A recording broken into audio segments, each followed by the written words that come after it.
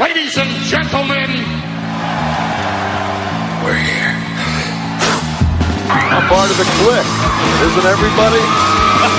Yes! Yes! Yes! I got an idea, yeah. Beat up John Cena!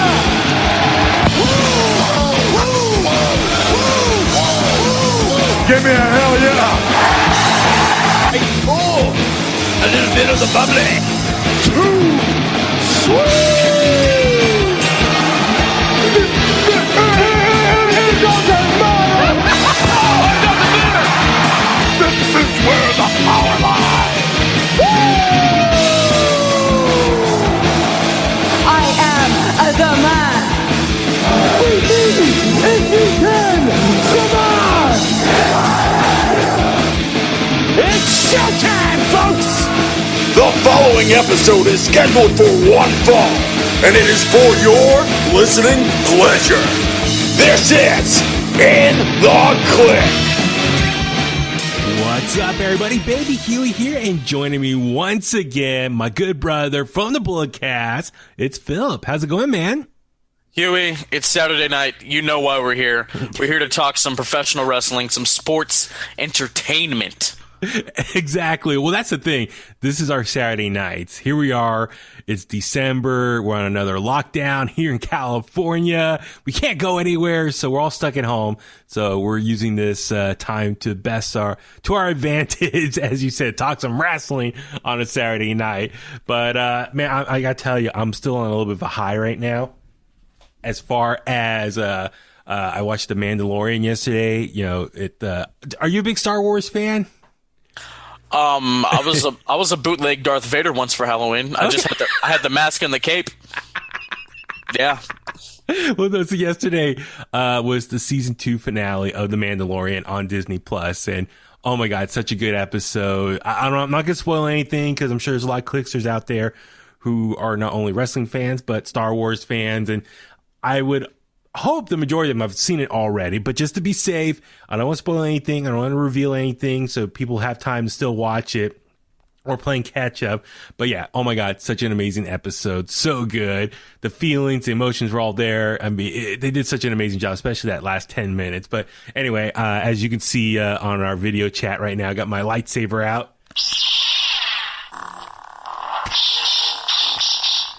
I gotta get you a lightsaber. We can fight virtually on the Zoom call here. I'm more of a Zorro guy. I'll just get a sword or something. A Zorro? Dude, I love Zorro. What's the dude's name? Anthony Banderas? Love that guy. Antonio Banderas? Antonio Banderas. Oh there we go. God. Love that guy. Him and Catherine Zeta-Jones going at it. Love it. Love it to death. God.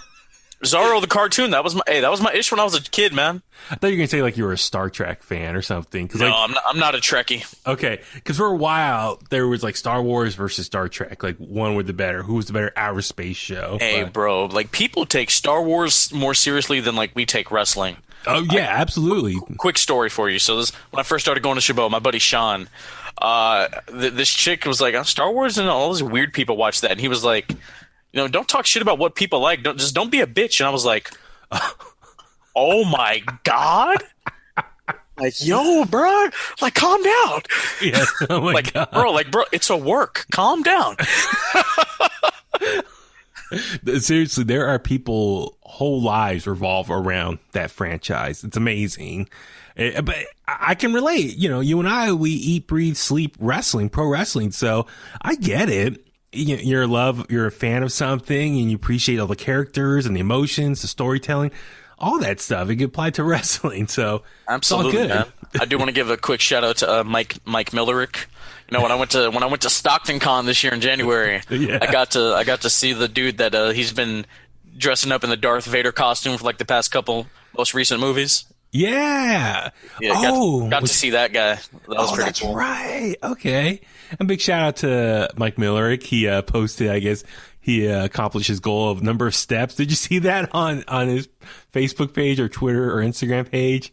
I haven't seen it yet. I'll go do a little lurk on his social media feed. So yeah, check it out. Our boy, Mike Miller from APW fame. I guess he has a goal every year of like 10,000 steps or something like that. I forgot or some number of miles he walks a year, or 10,000 miles maybe a year. I don't know. So anyway, when I saw that post, I thought of if I could walk 5,000 miles. Just that 90s song. That's Mike Miller's new theme song now. Anyway, I was so random. People are like, what the hell are you talking about? Anyway, thanks again, everyone, for tuning in to this week's episode of In The Kliq. Please remember to subscribe to us on Apple Podcasts, Spotify, Google Podcasts. We're on a ton of other major podcast platforms, Facebook, Twitter, Instagram, and YouTube. And give us a follow on social media. And please email us anytime, inthekliq@gmail.com. And please rate, comment, and share the podcast. We didn't plan for this. We got some comments on and some reviews on Apple Podcasts, all positive. So maybe one of these days I'll read them off at some point. So we got some reviews. Yes, we did, man. I want to, you know what? I'm gonna type in the Kliq. Oh, go look them up. I'm gonna look them up right now. Okay. I got some announcements though. Please share right now. So, ladies and gentlemen, you know, I've told the people that Bulletcast is on Patreon. We had some stuff up there, but I took down those old tiers, started up some new stuff. Okay. That's why you need to follow us on Twitter and Instagram. The Bulletcast on Instagram, Bulletcast on Twitter. Bulletcast from the Vault. It is live on Patreon for $5 a month. Okay. You get to hear some stuff, man. The first ever episode of the Bulletcast is up there. From February 7th of 2017. It is live up there right now. The second episode, Brandon joins me, and he hasn't left since. He joins that one. And my good buddy, Florido Maniego, he's a production assistant for NBC Sports and for the Golden State Warriors. He was on episode 3, and he made a couple appearances. We called him Floman Reigns on the show. Oh yeah, man. You're gonna be hearing some unreleased stuff, some old stuff, because I looked at the YouTube channel only from episode 8 and beyond. That's all that's up on our YouTube channel. Oh, okay. I did some digging. I was able to find a couple of the episodes, you know, so I'm going to throw some of that stuff up there. Some old drafts that we did, you know. I'm trying to find some older stuff that we had pre-recorded from a couple years ago in the vault, ready to go in case Brandon or myself couldn't make it to a recording. So yeah, man, I'm excited for it. It's going to be a lot of fun. Okay, so it's over on Patreon. So I guess if you just go to patreon.com, look up the Bulletcast, and that's how people can follow you there. Is that the easiest way to do it? Absolutely. Also, the link is in our bio on Instagram. Like, hit the link, our link tree. It takes you right to the Patreon link. Everybody, dude, I love Linktree. Like that. That saved my life as far as, especially on Instagram, because you can't post links in the post. So it's easier to tell people, click the link in my bio. Well, why have you got a lot of things going on in your life? So that Linktree just makes it one-stop shopping for like everything going on in your life that you want to share with people. Absolutely, man. I mean, you told me Dan Soder does it, and I'm like, I love Dan Soder. I have to do this. Yes, yeah. No, he was inspiration. Like, I was looking and I saw in his profile, he had a Linktree. I was like, what's this? And sure enough, I looked it up and, it's free to use? Sweet, I'll use this. And then sure enough, I saw all these other comedians and entertainers, personalities using it. So I'm like, okay, this is a good site to use. So, but here we are, Philip, as you said, on our Saturday night to recap some wrestling and a lot of stuff to talk about. For us, I know with you on, we always talk AEW Dynamite, which we'll get to in a little bit. But I do want to talk about Impact Wrestling this week, because Kenny Omega made another appearance there. So I just want to recap some of the highlights there, because it does play over into AEW as well. And first things first, I want to talk some Ring of Honor Final Battle. Their big pay-per-view happened last night. And I know, like on this podcast, we don't talk too much about Ring of Honor. I'll be completely honest. I don't watch a lot of Ring of Honor myself. I mean, you and I were talking before we hit the record button, like just how much wrestling there is to watch right now. I mean, think about it. You got Raw, you got SmackDown, you got NXT, you got AEW, you got Impact, you got MLW, NWA when they were doing shows. What else am I missing? I mean, there is Ring of Honor. There's so many different promotions going right now. So it's tough to watch all of it. Like, it's already bad now. Like, my dad would come in the room and be like, that's all you ever watch is pro wrestling. And it's like, yeah, man, I got to watch all this for the podcast. But Ring of Honor, is one of the legendary promotions from the last 20 years. And they such have an amazing legacy. I mean, Philip, as far as Ring of Honor, just the names that came through that promotion. Daniel Bryan, Samoa Joe, Seth Rollins, the who's who of like pro wrestling right now at one point or another went through Ring of Honor. AJ Styles and Eddie Guerrero, when he got fired from WWE back in the day, he went there when it was first starting up. And I think isn't Jamie Noble their first ever champion? I can't remember. I think so. Like it's either him or Low-Key. Okay. Yeah. I mean. No, maybe it was I think it might have been Low-Key, I think. But yeah, no, just a Ring of Honor. I mean, you think about it, NXT, I think people said that was Triple H's version of Ring of Honor. Like, honestly, like what NXT was or is Triple H's vision of Ring of Honor. So, definitely kind of copying the blueprint and then bring it over to WWE. So, listen, like I said, we don't talk a lot of Ring of Honor on this podcast because I just don't watch a lot of it, but I do figure we should maybe talk about like the big pay-per-views. And Final Battle was their big pay-per-view. Philip, you told me like that's kind of like the WrestleMania, right? Yeah. Because I figured that out when not to go off on a tangent, but I mean we're talking AEW this episode too. Yeah. When Cody first bursted out on the indie scene, you know, within 10 months he hit WrestleMania, Wrestle Kingdom, Slammiversary,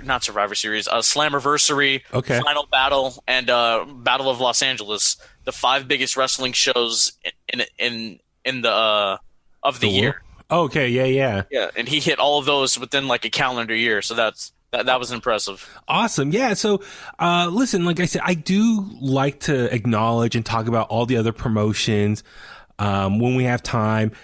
Like I said, week to week, it's hard to talk about all of them just because, you know, not everyone's interested in every single little promotion. I mean, you know, here on this podcast, we focus on WWE, NXT, AEW, but when we can, we will acknowledge and talk about the other promotions when they have a big show going on. I think it's only fair.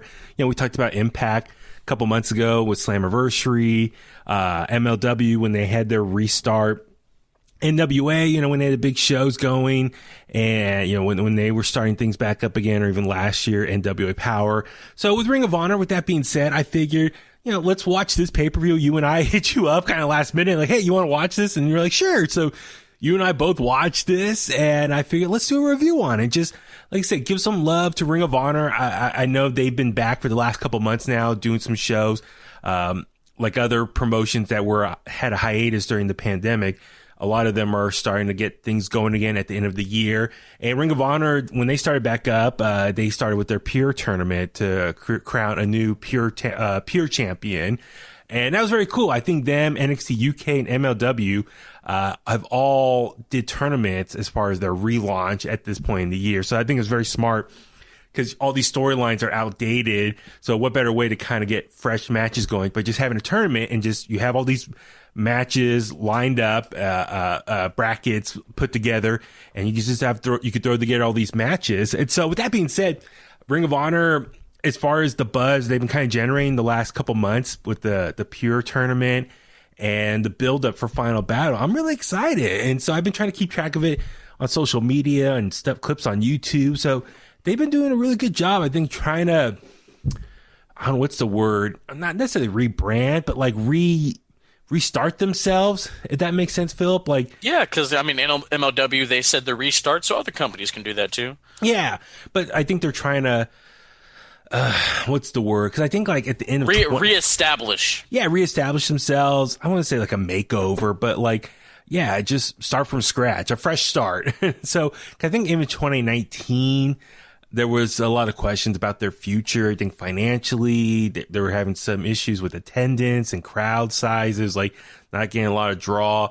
Yeah, the Elite left. Yeah, that's the other thing too. It's like, keep in mind, like Final Battle, as you said, it's one of their big pay-per-views. The last big one that they had probably was 2018, because that's when all the guys in the Elite had their last set of matches.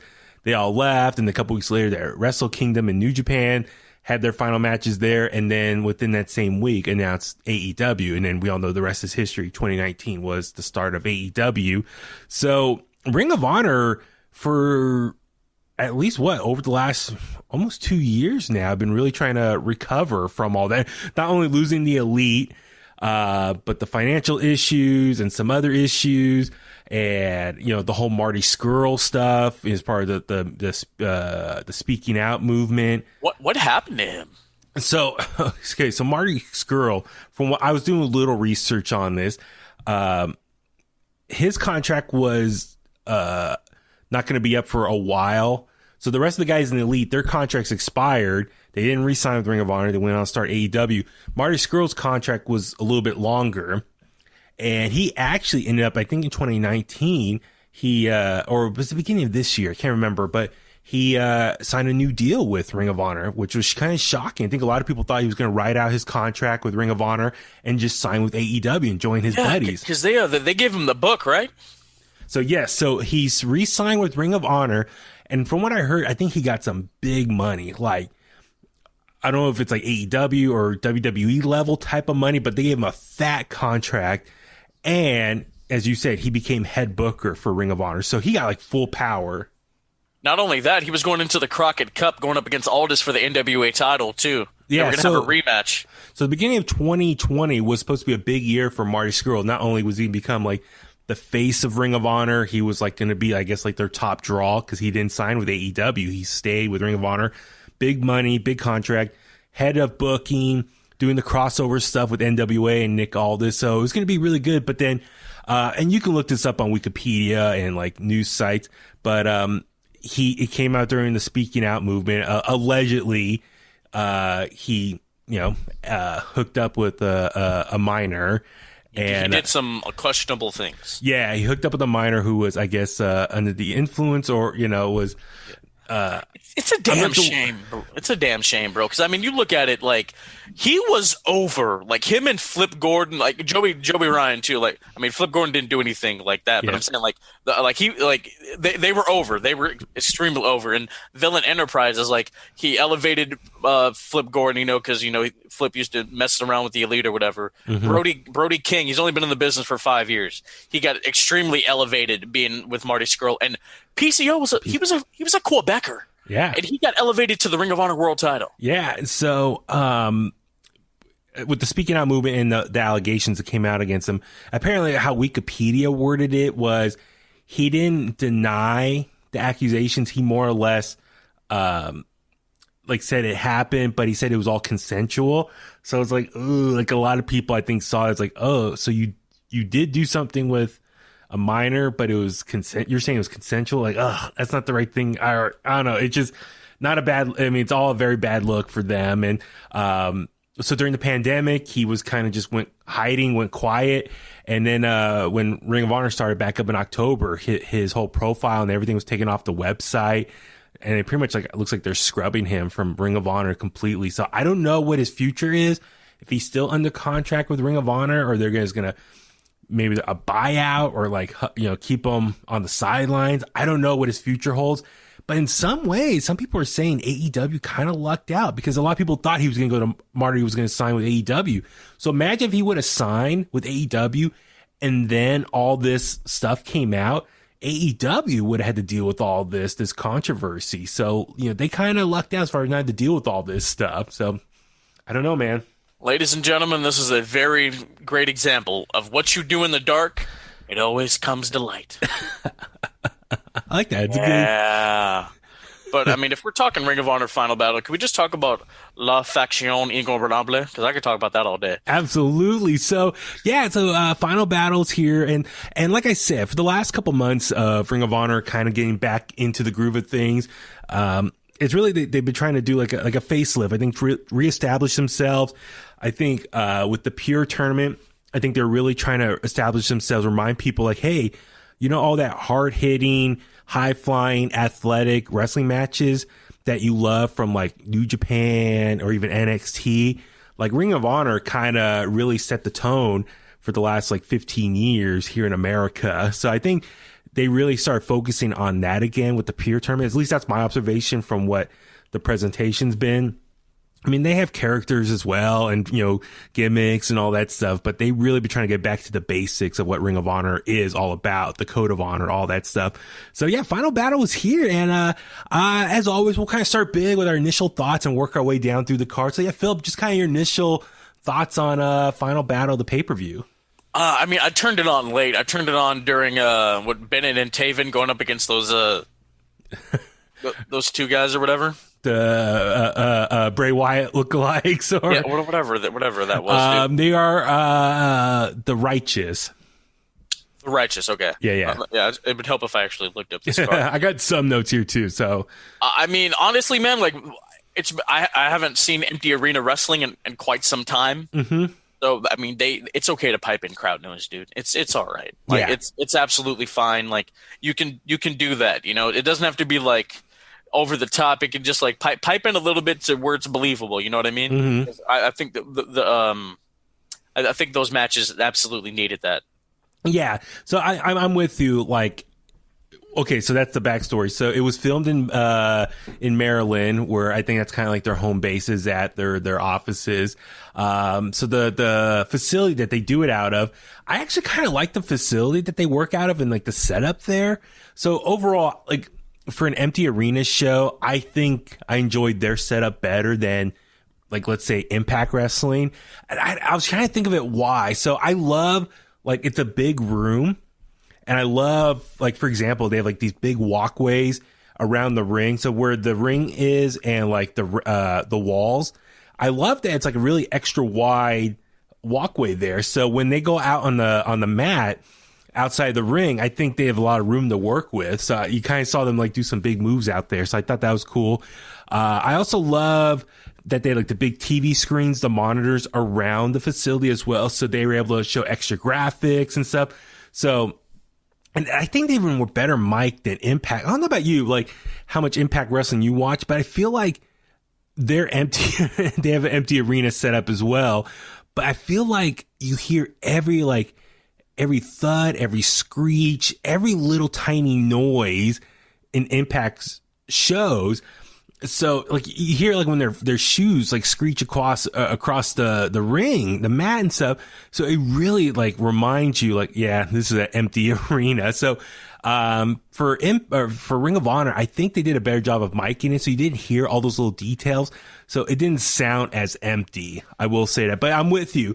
I think you probably could mic it up. I think NXT UK, out of all like the empty arena places shows, do the best job. At least you can hear some noise in the background. I don't know if they have people outside on the other side of the walls saying stuff or shouting stuff, but at least if the room feels a little more fuller. That's another thing with NXT UK. I mean, like the Walter Dragunov match, which great match, by the way, Huey. I'm glad you won.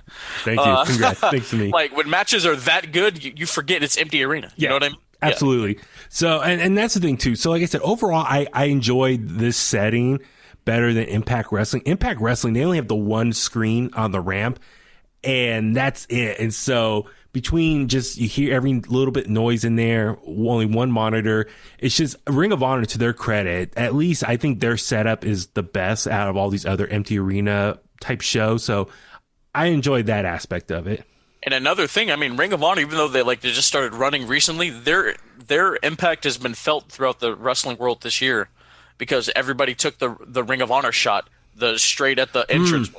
Yeah, no, good point. Yeah, I like that too. They've been doing that for since they started. So it's like the hard cam. The hard cam is at the entranceway, yeah. So not only you see the ring, but yeah, you see the ramp, the walkway yeah. when people are coming to the ring. So yeah, I love all that. So like I said, overall is great. So there was a pre-show or like a free hour that was like on YouTube and stuff. I didn't have a chance to watch that one. But apparently it was like a fatal 4-way, and the winner gets a Ring of Honor television championship match later on the show. And that was won by Tony Deppen. He beat LSG, Josh Woods, and Dak Draper. Also, there was a tag team match with members of the Foundation, Tracy Williams and Rhett Titus. They defeated Fred Yehi and Wheeler Utah. It was a Pure Rules tag team match. And so Pure Rules, it's a little bit different than like the regular match in Ring of Honor. I think you only allow 3 rope breaks. Yeah, I like that. Really? How come? I love that. It's different. It's just different. And I'm sorry, I turned it on like at Ray Horace and Dalton Castle. I turned it on like in the beginning of that. Mm-hmm. But I mean, like I love the Pure. Like I forgot about that when the Pure title was around back in the day. Yeah, because I think the last Pure champion was AJ Styles, if I'm not mistaken. Yeah, it's been a minute since it's been around, so I think that was cool that they brought it back. So I mean, if they needed something to kind of reestablish their kind of new philosophy, is like going back to the basics, that Pure Championship represents those values. Yeah, and I know like they have like the TV title, which people would think, oh, that's their workhorse title, but nah, the pure title, that's like what the IC title was like when Davey Boy had it, when Sean had it, Brett, Mr. Perfect, those guys. Like this is a this is a craftsman title. Yeah. And they definitely display that on this show, which we'll get into later. But yeah, Ring of Honor, they got the World Championship, they got the Pure Championship, they have the Television Championship, women's title, tag titles, and also a 6-man titles. So they have 6 different championships. I forget they have a women's title, bro. Yeah, and that's the thing. There was no women's matches on this show. I was a little surprised by that. Isn't Angelina Love the Woman of Honor champion? I don't know. There was someone else who had a little falling out and left. Mandy Leon, one of them? I forgot. But yeah, I don't know how much of a women's division they have right now. I'm not quite sure. I haven't seen them really talk about that much. So hopefully maybe they'll start getting some more talent again. But we'll see how that goes. Currently, there is no woman's champion in Ring of Honor. Oh, really? You just looked that up? Yeah, they do not have a champion. Oh my God. The women's division, no, they do not. Oh, well, hopefully, yeah, they can kind of figure one out for 2021. Just, get some more people. Shout out to, not to cut you off, shout out to Jonathan Gresham and Jay Lethal for being Ring of Honor tag champs for a year. Yeah, dude, that's another cool thing was their match as well. So, jump into the main show. So, the opening bout was, as you mentioned, tag team championship, Ring of Honors. It was members of the Foundation, Jay Lethal and Jonathan Gresham, taking on Mark Briscoe and PCO. As you mentioned, PCO, God, this guy was wrestling when I was a little kid. Like he is, yeah, you said former Quebecer. He was like the other Mountie, for back in the day. So, but yeah, this opening match here, it was definitely showing 2 different wrestling styles. So the Foundation is a faction that Jay Lethal and Jonathan Gresham are a part of. Very much, they're the more technical side of wrestling. While Mark Briscoe, who's one half of the Briscoe brothers, legendary, long-standing tag team in Ring of Honor, and PCO, they're representing more of like the brawler, hard-hitting style of wrestling. So it was definitely the clash of 2 different wrestling styles in this match. So that was kind of interesting, the back and forth. Jay Lethal was saying, like, telling, I think Briscoe's like, we're going to have a wrestling match here, a regular wrestling match here. So, and Briscoe's like, nah. So they're kind of going back and forth. So that was kind of entertaining. So it was definitely just fun watching these 2 styles go back and forth. And then towards the end, Jay Lethal and Jonathan Gresham signal out that they want to do a doomsday device. So, dude, they picked up PCO, nailed the doomsday device, and PCO, to his credit, he flipped properly over and landed on like his chest and stomach. Cause you've seen like when the Road Warriors used to do it, like a lot of guys will land on their shoulders or their head and neck. PCO, he perfectly landed, flipped over and landed right on his stomach. And then Jonathan Gresham went for a shooting star press, and PCO kicked out of that. I was shocked. He kicked out of a doomsday device into a shooting star press. Well, Jonathan Gresham doesn't really go to the top rope all that often. Oh, so that definitely is a big high-risk move for him. Yeah, because, he's more of the ground and pound. He's more of the technical wrestler. So I was shocked. I mean, I know PCO, he's kind of presented as like this Frankenstein type character. Like when he comes to the ring, he gets like electrocuted, shocked. And, but the fact he kicked out of those 2 moves, I was like blown away. I was like, whoa, pretty awesome there. But then they actually, some outside, shenanigans. And they were able to do a quick pin roll up on PCO and get the pin. So the Foundation wins, retain their championship. And as you said, they've been champs for over a year now. So congrats to the Foundation. And it was a big night for Jonathan Gresham. He was wrestling twice that night. And that was the big story for him as well. He was the workhorse for the night. So we'll get into that in a second. Second match of the night was Ray Horace taking on Dalton Castle. Dalton Castle is a former Ring of Honor champion. And this match, from what they showed on the promo package, was pretty much created during the free hour, the first hour of the show. A little backstory: a handful of wrestlers that were scheduled to be on Final Battle couldn't make it, or something with COVID. It was like they didn't meet the COVID requirements.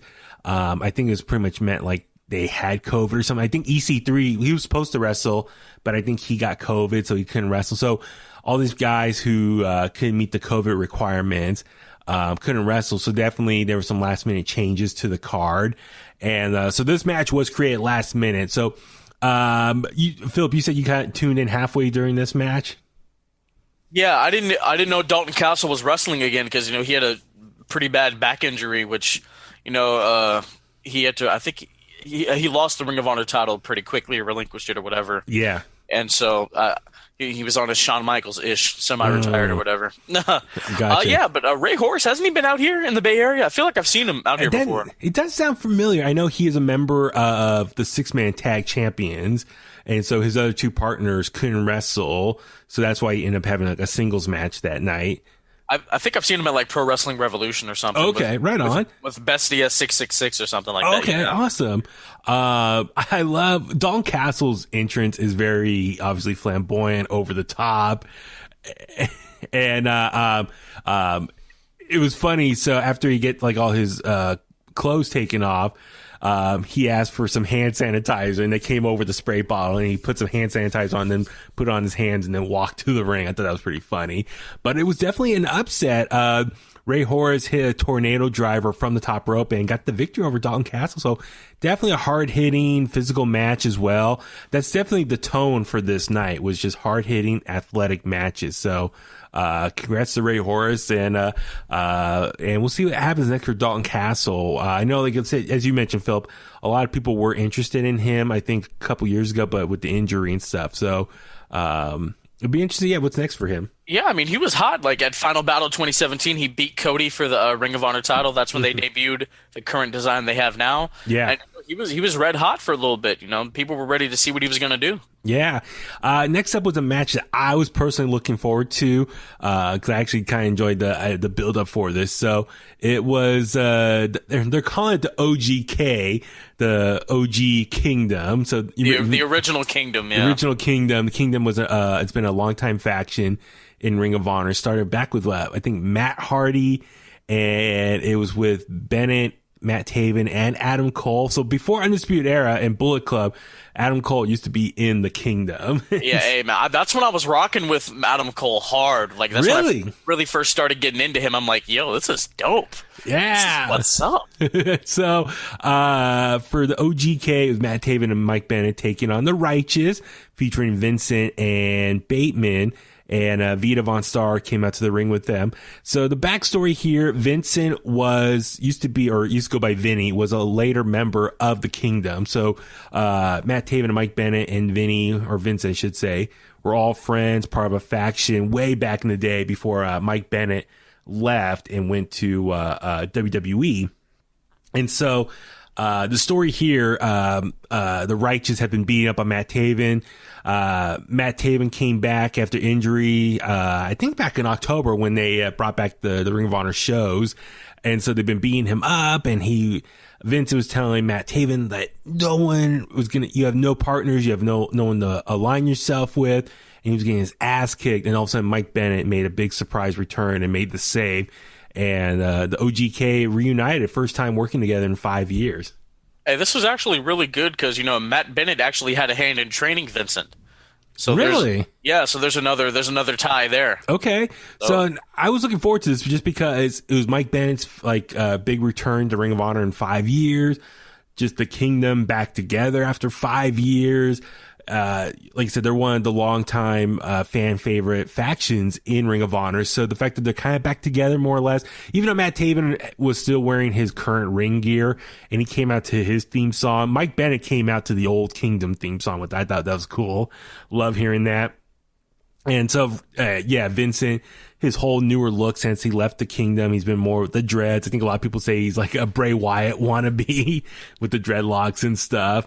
I wouldn't say Bray Wyatt. You remember Madman Fulton that was in Sanity? Yeah, that's what he kind of reminds me of. He's in Impact right now himself. Yeah. I keep saying Bateman, but what's his full name? Bateman. That's it. Is it just Bateman? Bateman. We saw him at All Pro Wrestling a couple years ago now, if I remember correctly. I think him and Brody King both came out to that one. So, but dude, it was a grudge match. So it was very hard hitting, physical. Obviously, they all have like real serious beef with one another, trying to get revenge. At one point, Matt Taven and Vincent were just really going at it on the outside. Just really good stuff here. Just really setting the tone of the drama here. So I was really enjoying this. And, you know, kudos to Mike Bennett. Since he was released from WWE earlier this year, he's really, you could tell from his in-ring performance, he just really looks rejuvenated.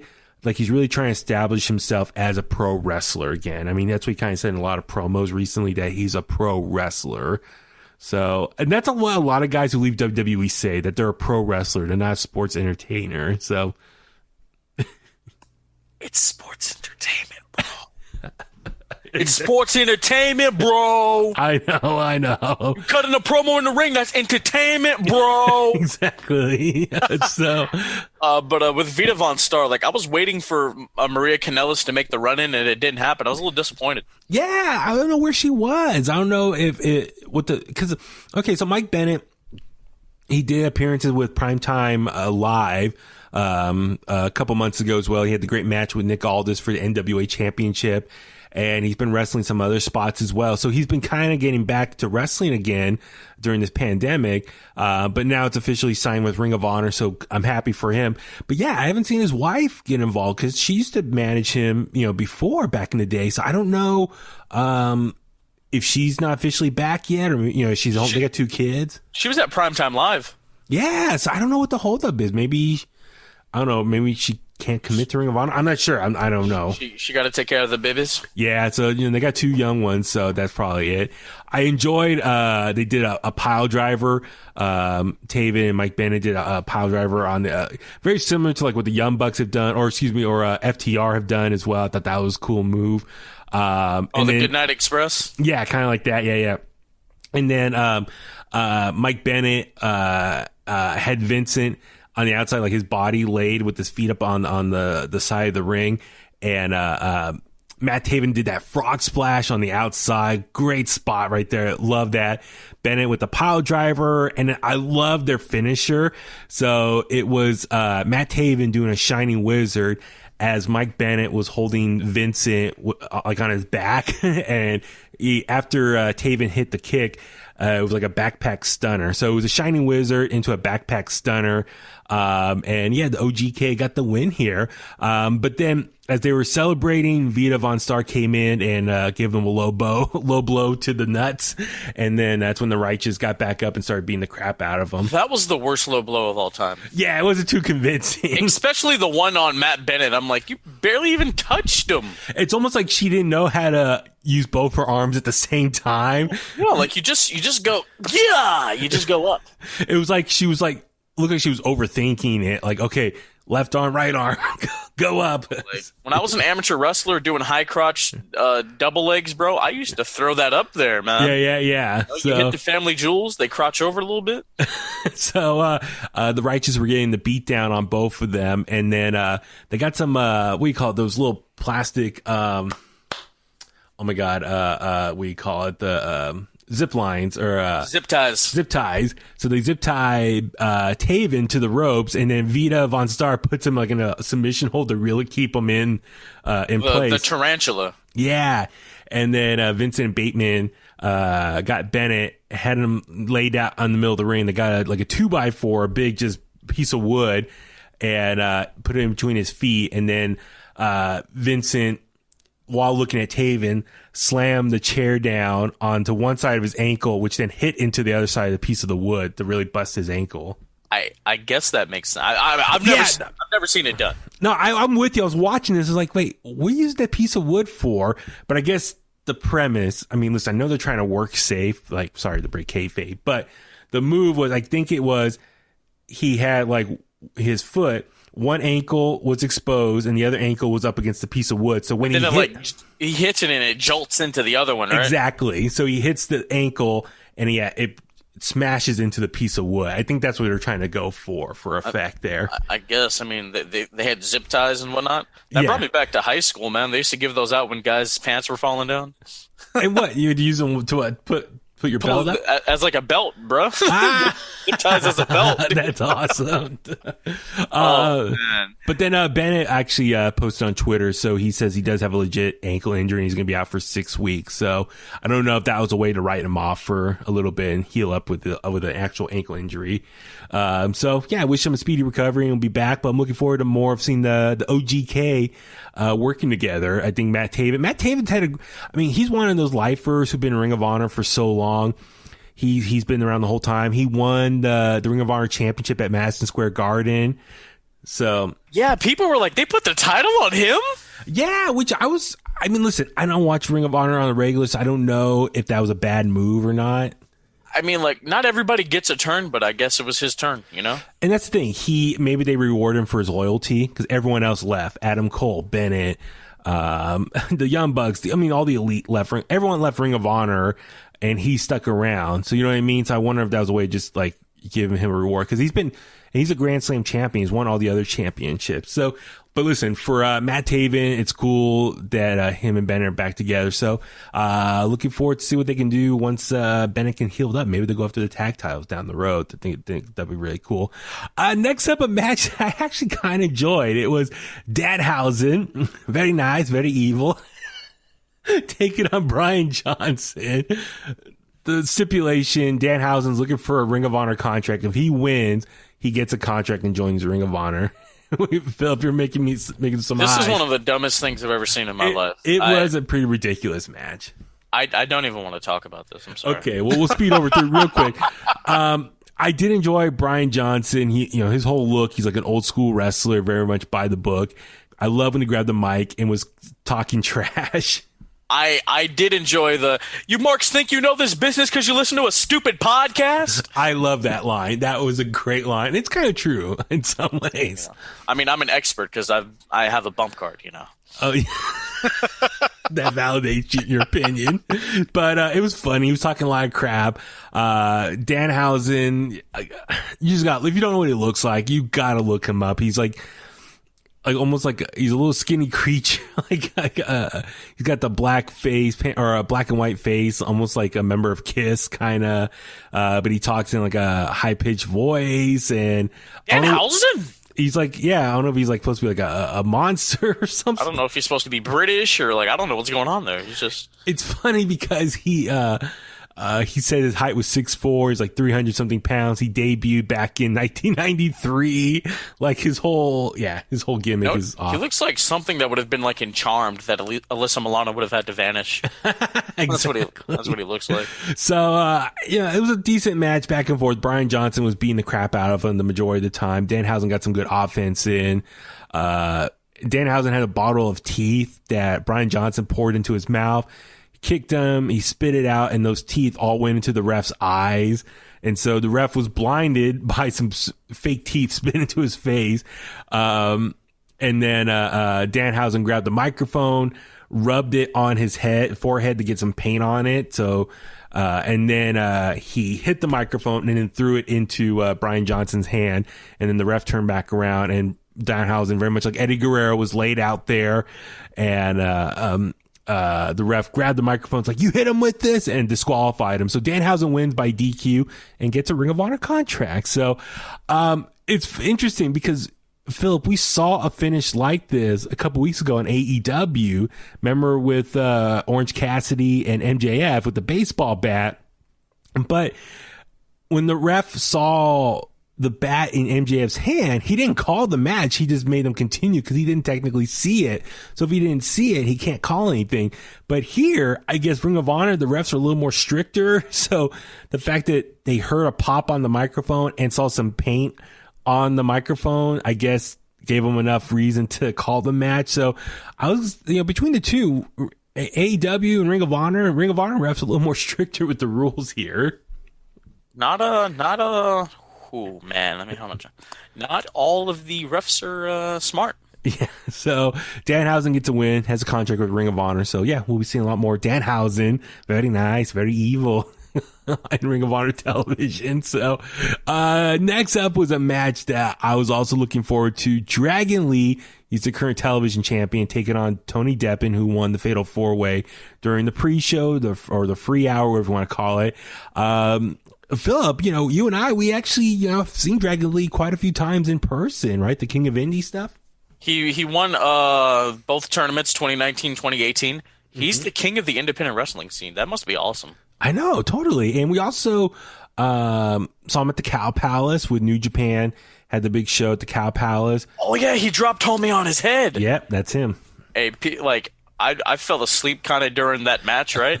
I woke up just in time, like 20 seconds before he dropped dude on his head. So you knew something was coming. You sensed it. I was like, huh? What? And then I'm like, oh! So that's Dragon Lee. So yeah, he is television champion. He's also the brother for Roosh, who's the world champion for Ring of Honor. Dude, the story going into it was Dragon Lee, they said he hadn't wrestled since February or early March. So, because of the pandemic, so they were like, oh, is it going to be really rusty? We don't know. Tony Deppen, I guess, had a kid not too long ago, but he wrestled earlier in the night. So he came out to the ring with like his neck, rubbing his neck as he was still in pain. So it was an interesting story of like one guy who's wrestled already, and another guy who could be rusty. They needed a crowd for this. This is the perfect underdog story. I'm doing this for my family. I just had a kid. You become the champion. That means more paychecks. That means more royalties. That means media appearances. That means more money. Yeah. It's just that simple, Yeah. If they had a crowd, like they could have told an underdog story. I wish they have gotten like 5 or 6 more minutes. Yeah, 5, 6, 7 more minutes. That would have been great. They were also saying like, oh, it's like a Rocky story here in the ring. So yeah, I'm with you. But nonetheless, it was still a great match. I mean, high spots everywhere, high flying. Dragon Lee is so good. So I thoroughly enjoyed this match a lot. But ultimately, Dragon Lee win with his version of a V-trigger and pin Tony Deppen and retain the title. So big night for Dragon Lee. So he was able to retain his championship. So and then after that was Shane Taylor taking on Jay Briscoe. This match I also believe was created last minute during the pre-show. Dude, talk about hard hitting. We know Briscoe, he's a brawler, him and his brother. Shane Taylor, big ass dude himself. Dude, this match was hard hitting. I loved it. Hey, Shane Taylor, like when he won that, oh my God, what is it? When he won the TV title, he was like, we were like, okay, yeah, he's for the culture because of the things he was saying on social media and putting on there and talking about how the system wants to keep him down. Like we were like, all right, that's what's up, us in the African American community. Yeah. And I mean, Jay Briscoe, 10-time Ring of Honor tag champion, multiple-time Ring of Honor world champion. He's one of them boys. Like he knows how to get down. Mm-hmm. It was hard hitting on. This was a big win for Shane Taylor, beating a veteran like Briscoe. So hopefully that pushes him on to possibly the world title picture. Was he the one that was a tag partner with Keith Lee or something? I thought I heard something like that. Yeah, that was him. That's how I first discovered Keith Lee. So yeah, they were a tag team, right? Yeah, they were tag team in a Ring of Honor. Yeah, okay, Keith Lee. Yeah, I'm looking at Wikipedia right now. Okay, yeah, I see it. Okay. I remember the clip came up, and I'm like, who the hell are these guys? I know, right? Dude, awesome. So, no, great match here as well. Like I said, just big move after big move, and Shane Taylor got the win here. So, congrats to him. And yeah, it was a losing night for the Briscoe brothers. Next up, was Jonathan Gresham defending the Pure Championship against Flip Gordon. Man, so this when the Pure Championship's on the line, it goes by the Pure rules, the Ring of Honor Pure rules. So, Philip, what is again? You're allowed only 3 rope breaks per person. Only 3 rope breaks the whole match. I think the time limit is 60 minutes. Okay. Yeah, so there's that. Of course, every match starts with the code of honor, the shaking of the hands. Is that for every Ring of Honor match or just for the Pure Championship? Every Ring of Honor match. Okay. So yeah, only 3 rope breaks per person, and Flip used 2 of them within like the first 2 minutes. Yeah, because Jonathan Gresham kept tying him up, and then I think if you can't interfere or anything, if anyone interferes, they get in trouble. Or I thought I heard the commentary said it's also done. It's also done by points too. If like there's a time limit draw, then whoever performed the best, they get the title. Interesting. So yeah, kind of like I don't know if you remember the Impact Wrestling Grand Championship. how it was kind of contested under those rules, so something like that. And Gresham, we saw him out here at the King of the Indies last year. He wrestled TJP. Like he's the truth, man. The octopus dude is legit. Yeah, you know? And he's married to Jordan Grace from Impact Wrestling as well. Oh, yeah, Scott Steiner's son-in-law. What? No, it's not. Bro, you never saw that Impact storyline? Jordan Grace is Scott Steiner's daughter. No, I didn't. Was it really? You never saw that? Jonathan Gresham's father-in-law is the big bad booty daddy. Holler if you hear me. 33% chance of winning, whoever Steiner math. Anyway, so dude, but this match, I mean, wow, like as you said, with the pure championship or those type of matches, like you said, they're trying to go back, I think, to the roots of Ring of Honor as far as the more technical, the athletic, hard-hitting style of wrestling that Ring of Honor is known for. And this match was it. God, the back and forth was great. Jonathan Gresham, I mean, the very end where he kept running and like just hitting Flip Gordon, and ultimately Flip Gordon was like knocked out and the ref stopped it.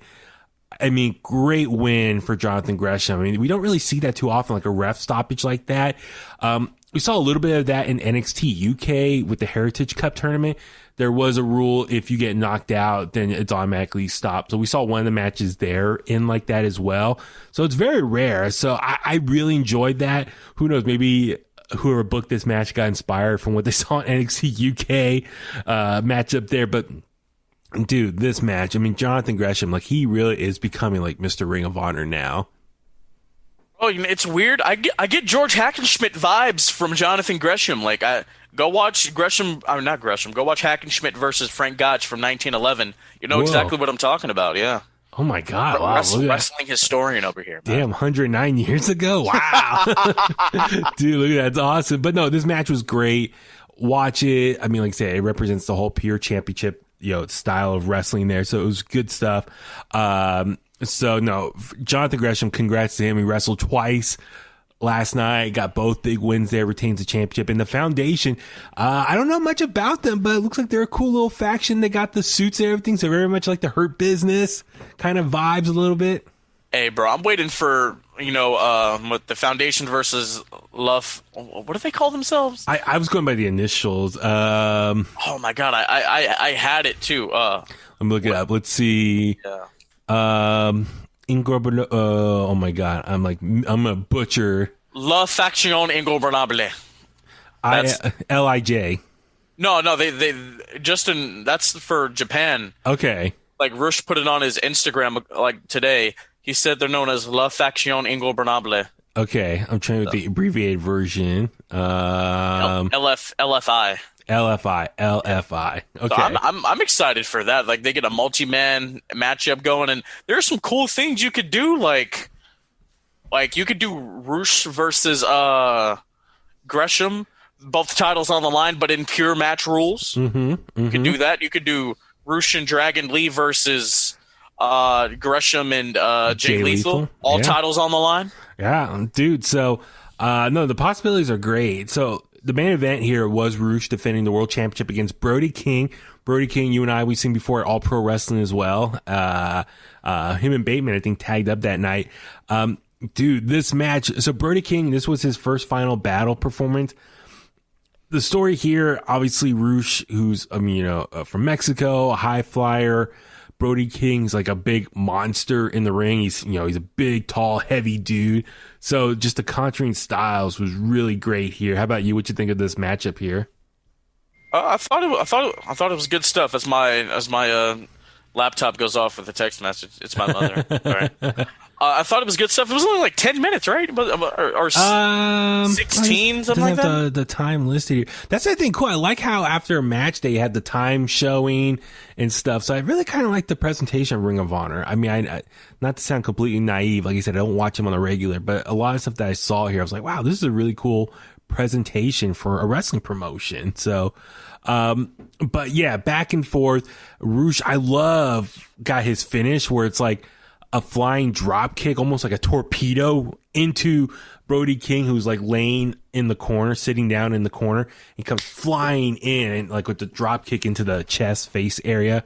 And then, Rush got, little bit of a wonky finish. Dragon Lee came out, and then their third member of their group came out and hit Brody King with the chair, and then Horace was able to pick up the victory. So a little bit of a crappy finish. It was a little underwhelming. It was such like just a basic like heel interference. Like one guy distracts the ref, the other person hits him with the chair, and then the heel champion retained. So I was like, I mean, okay, but I think as far as like the first like big pay-per-view back, I was kind of hoping for a better finish, but it is what it is. It reestablishes them as a heel faction, and Farouk retains the title. So it's a good starting point, I guess, if that's the case. But Brody King, his post-match interview with Quinn, he's just thought, he's got to re-strategize and think what he's got to do next. So it looks like he's not done going after that title. Oh, with Quinn McKay? Quinn McKay, yeah. So no, but nonetheless, overall, still a decent match, and I'm excited for Horace, what he can do next as champion. I know a lot of promotions were looking after him as well. So that's the thing with Ring of Honor. You got to think about it. Ring of Honor, Impact, even maybe MLW, NWA, like these smaller promotions, it's a place where guys who maybe were released from WWE go there to kind of get their careers going again, or upcoming talent get noticed and then move up to the big leagues like WWE or NXT. So, I mean, Ring of Honor for years has been known as a place where future WWE superstars come from. So it's really going to be interesting, moving forward, who from Ring of Honor is going to stick around for the long haul, who could be next big signings for WWE in the near future. But nonetheless, as far as like this re-established new philosophy is like the old school hard hitting back to basics, I'm looking forward to it. Final Battle overall, it was a really fun show. Going back, if you like just hard hitting wrestling, I highly recommend checking it out. So, and I know like Mondays, every Monday afternoon, they put up their new TV episodes up on their website. You can check it out, or you can subscribe to Honor Club as well. So good stuff, man. No, I'm really glad you and I checked out Final Battle and reviewed it for the podcast. No, it was absolutely great, man. I thought they did some good stuff, but obviously, like I said, they need crowd noise, something, man. They need something. Yeah. All right, let's move on over to AEW. But first, we got to talk about Impact Wrestling now, because there is that crossover going on right now because of Kenny Omega and Don Callis. And listen, we're not going to spend too much time talking about it, but the big takeaway was at the very end of the show, we saw, actually, here, let me bring up my notes real quick. One, we saw another commercial advertisement with Tony Khan and Tony Schiavone, and Tony Khan throwing more shade about trying to buy Impact and just promoting the matches for the following night's episode of Dynamite. But the main event here, we saw once again, it was, let me bring it up here. It was Carl Anderson taking on Chris Sabin. And great match here. I mean, they're both one half of two of the best tag teams in Impact Wrestling right now. So going back and forth. Carl Anderson gets the victory. And then, I'm trying to, what was it? It was, let's see, who was it? They started beating him up. Rich Swann comes out and they're following Carl Anderson, and they're like, why are you like talking to Kenny Omega? Why are you aligning yourself with him? And so, Motor City Machine Gun and Rich Swann are following Carl Anderson. They're confronting him in the hallway. All of a sudden, Doc Gallows or Luke Gallows, comes out, starts attacking him and Kenny Omega. So it's a 3-on-3. It's, Kenny Omega along with the Good Brothers beating up Rich Swann and the Motor City Machine Gun beating up in the hallway, and they beat the crap out of him. And then Kenny Omega more or less cut a promo and said, it's a Bullet Club reunion. He referenced the Bullet Club, which a lot of people were shocked because, like, are you allowed to use Bullet Club, like, on Impact Television, use that name? Like, you guys don't work for New Japan anymore. Bro, Cena did it on WWE. Why not? He did? Yeah, when he first started that feud with AJ back in 2016. Oh, that's right. Yeah. Okay. And then Don Callis grabbed the microphone or just said to the camera, he since he is the head booker for Impact, he made the match right there. He said the main event for Hard to Kill next month in January, it's going to be a 6-man tag. It's going to be Kenny Omega and the Good Brothers taking on Rich Swann and Motor City Machine Gun. So finally, Kenny Omega will be making his first official appearance in Impact Wrestling in the ring next month on the pay-per-view. Philip, are you excited for this? Are you going to like tune in now for Impact Wrestling? Yeah, Kenny Omega is not enough for me to watch an Impact Wrestling pay-per-view. I'm sorry. It's interesting. Yeah, there's a lot of people who feel like that with, it's like they're going to need to do more. And I'm a diehard. I love his business. Yeah. I threw out a George Hackenschmidt reference earlier. Exactly. You know what I mean? Yeah, but yeah. Kenny, I need more. So it's going to be interesting how this is going to play out. I wonder how many people are actually going to tune in for this pay-per-view. But also, in a way, it's still just like, I want to say an exhibition, but no titles on the line, nothing major. It's literally just 3 guys versus 3 guys. So nothing major here, but I think this is going to be the first step to eventually Kenny Omega taking on Rich Swann. And if Kenny Omega is really going to be a belt collector, that's what's going to lead to him taking on Rich Swann and eventually being that or taking the title off him. So we shall wait and see. This is the first matchup. I think a lot of people were disappointed that Kenny Omega and Rich Swann were just not going to be at this pay-per-view. But I think they want to build properly to that. They want to jump the gun and just immediately take the title off Rich Swann. They want to build up to it properly, give him a little bit of a title reign, a lengthy title reign, and then maybe in the first quarter or so, or beginning or late spring, that's when Kenny Omega becomes Impact Champion at some point. So a lot of people were getting excited Tuesday night, like, oh my God, Bullet Club reunion. And, they threw up the Too Sweet and stuff. So it was cool. I enjoyed it. It was a lot of fun. And, it kind of carried over a little bit onto Dynamite, but not as much as I'm hoping for. All right, let's jump on over to this week's episode of AEW Dynamite. Philip, just kind of your initial thoughts from this show? Let's see. As I look at the script, we got some good news concerning certain people. Yeah. I have some things that I have questions about, but overall it was okay. It was fine. Yeah. I'm with you. Like, I watched it. I remember like Wednesday night, I had it on in the background, but it was like nothing really major was like pulling me in to watch it. And I rewatched it again this morning. And I was like, it was a good show. It was okay, but like nothing too major. And I wonder if there's still kind of the dust is settling from Winter is Coming. Like Winter is Coming was like a big pay-per-view level type of show on Dynamite. And now they're kind of, I don't want to say taking it easy, but I think they're building up for another big show, probably like New Year's Eve and stuff. So, you know what I mean? So this is still kind of like, I don't want to say going through the motions, but it wasn't like a top-notch level show. But Huey, we have to calm down because winter's not coming. Winter is here. Wow, good point. Thank you. So the show opens up a little 6-man tag action. It was Hangman Adam Page teaming up with 2 of our favorite members of the Dark Order, John Silver and Alex Reynolds, taking on Private Party and their mentor, Matt Hardy. Fun match here. Listen, that was the theme of this night. There was a lot of tag matches on this episode. I think a little too much, if you ask me. Like, not enough singles action. They're making tag team wrestling important again, baby, Huey. Tell FTR that, because they were complaining about it later in the show. And was like, dude, every match here was tag team wrestling. Hey, bro, that entrance with the Dark Order and like the little tiny cowboy hats reminded me of Austin and Kurt Angle. Exactly, me too. Like, and I saw that, I started laughing. And John Silver and Alex Reynolds, I mean, they have naturally got themselves over so much between what they do on TV and being the Elite. But I like this. I know Adam Page is not an official member of the Dark Order, but I wonder if they're going to kind of keep pursuing him. And then maybe whenever Brody Lee comes back from injury, he can confront them, be like, who's this guy? I didn't want you to pick him. Like, why are you recruiting him? I didn't okay this. And maybe it'll lead to like Brody Lee versus Hangman Adam Page down the road, which that'd be cool. Give something Hangman to do.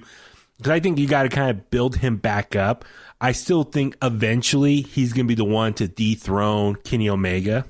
Brandon and I were talking about that on the Bulletcast. We think All Out, so August 2021. Okay. We think that's he gets there and he beats him. So yeah, you got that. It's a long ways away. It's 9 months away. So you could definitely take your time rebuilding Heyman Adam Page and give him like a couple different feuds that will last through that time period. But yeah, you got to build him back up. You got to think he's at the bottom. He lost the tag titles. He lost his partner. His partner beat him up. He's at the very bottom right now. He's got the drink. He drinks a lot, but you got to start building him back up. So maybe start with the Dark Order, then build up with someone else, and then go from there. Start building him back up and make him a legit opponent to take on Kenny Omega. And then, like, as you said, maybe next August they can re-explore their whole story, long-term storytelling, what Kenny Omega is a big fan of. So this match here was fun. Matt Hardy, though, is he like a heel now? Like he's like a, Mr. Big Shot, like a big ego? Apparently he's been doing a lot of Twitter stuff. I haven't seen it. He's getting into his money Matt.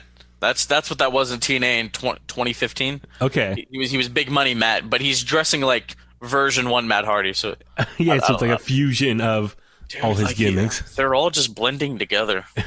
He just doesn't remember anymore. Listen, I love Matt Hardy, but God, he's he wrestles a little stiff, and I mean not stiff like hard hitting. He just looks like not in pain, but like his back and stuff. Like I don't know, man, how much more he should be out there for. It's all those TLC matches. I know, man. Dude, it does catch up to you. But the story here, I mean, great match, hard hitting, back and forth with everyone involved. And, I mean, Hangman Page is so good. Like, I've really become a big fan of his. And, I mean, between he's a big guy, but his athleticism. But the story here is Private Party. They hit their finisher with gin and juice. And then Matt Hardy makes a tag and runs in, takes the pin. I mean, hey, the gin and juice is perfect because Snoop Dogg is going to be on Dynamite.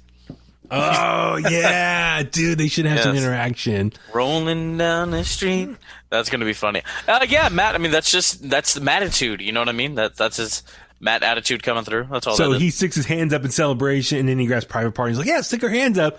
And Private Party's looking at him kind of weird, like, dude, like you took our highlight, you took our shine away from that. So it was, it was very interesting to see that. So do you think Private Party is going to turn on Matt Hardy at some point or vice versa? I mean, I'm trying I wonder how's this partnership's going to eventually dissolve officially. Well, maybe Matt gets them to the titles, but he also oh, that's an act of Freebird rule, and they'll be like, what? Like, what are you talking about? And then let's say one of them gets hurt and Matt has to help defend the titles, but Matt actually injured the one. I don't know, something like that. Yeah. So I actually thought it was Private Party that beat up Matt Hardy. Remember when Matt Hardy was laid out a couple months ago, but it was just Sammy Guevara who did it. I really thought that was going to be the breakup between them. So it's going to happen at some point. And then maybe Matt Hardy will go full heel after that. So it'll be interesting to see how that goes, though. Next up, we saw Alex Marvez interview Inner Circle. MJF is claiming the fame as far as the New York Times, the best entertainment match of was it like Dinner Debonair? Oh yes, Le Dinner Debonair, the best entertainment segment of the year. But Jericho looked very pissed off and was like, dude, I created that segment. And so you could tell like a little tension's building. Like MJF's trying to get all the credit, but Jericho's looking at him like, no, dude, bro, like that's mine. So, let's lead this to Double or Nothing. Let's have in May, let's have them have a serious match. You know what I mean? So you could see like, even though last week they had their, like airing their grievances and it was like decision time, like either we're going to break up or sticking together. They're going to stick together, but you can still see there is tension there. So it's going to be probably over time, the official breakup between everyone. But no, nonetheless, and then ultimately, even though MJF was taking all the credit at the very end, he's like, I couldn't do it without you, man. You're my best friend. So it's almost like he will take a jab at the team and put himself over, but then he'll come back and say, oh, but I love you guys.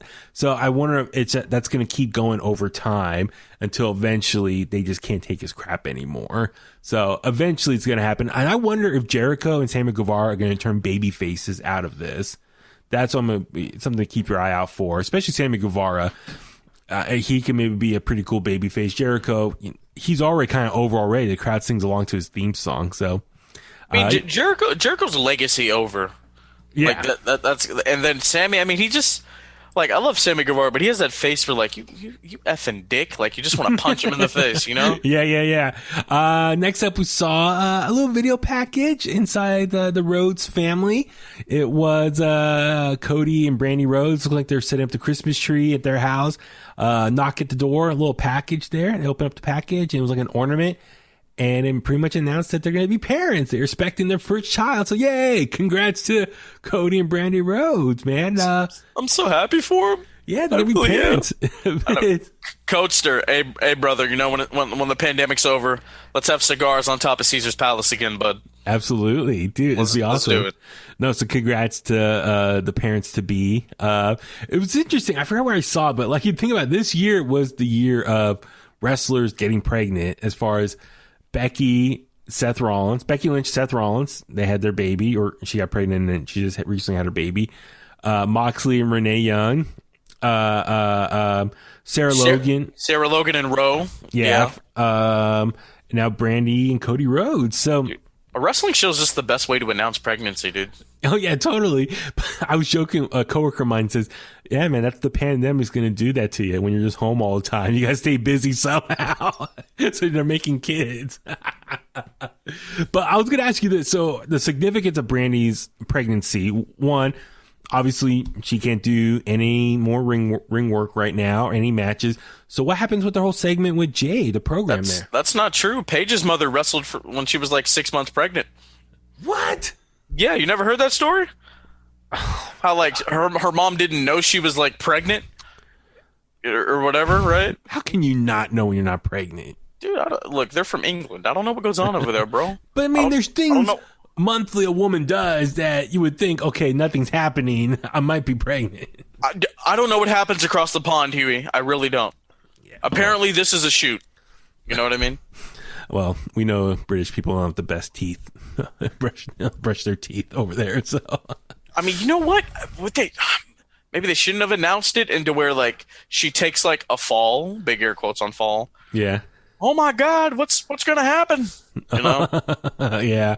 Well, I mean, for me, it's like, okay, what happens here? Because they were building up a match between Brandy and Jay, their new signing, and then they had Shaq involved. Remember, Brandy had the confrontation with Shaq, threw the water on him, and that was building to a match. But now, obviously, that can't happen anymore. So, is Red Velvet going to be like her replacement? Because they kind of been like sliding Red Velvet into this storyline now. I could see that. She's her surrogate wrestler. See what I did there? Yeah, fill in, substitute.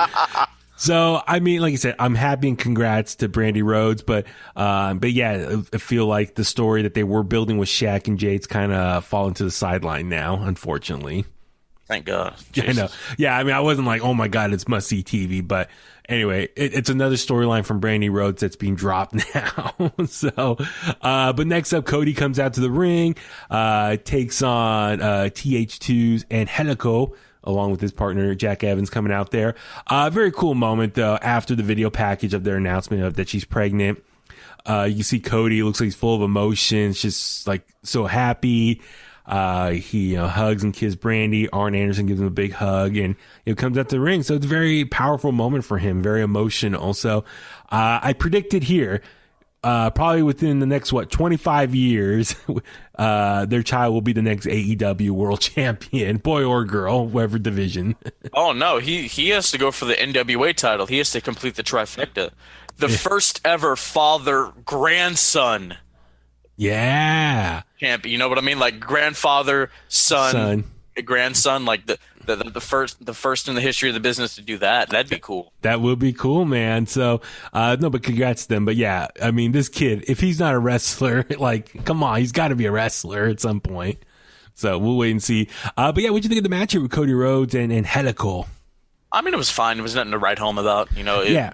Cody got his stuff in, and Helico got some stuff in. Cody wins with the crossroads.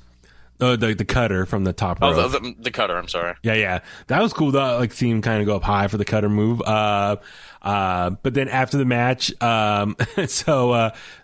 Taz comes out. So let me ask you this. Okay, so Team Taz comes out, makes fun of him. It's like, oh, Cody's going to have a baby, and blah, blah, blah. Taz and Ricky Starks, Powerhouse Hobbs, Brian Cage, and Hook now. I guess Hook is now part of the faction.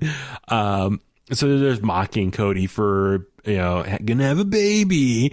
Let me ask you this. Okay, so remember Dusty Rhodes in the 80s? He took on the Four Horsemen. The Four Horsemen were always coming after him, or his dad, Dusty Rhodes. Yeah.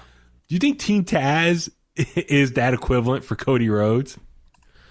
I mean, I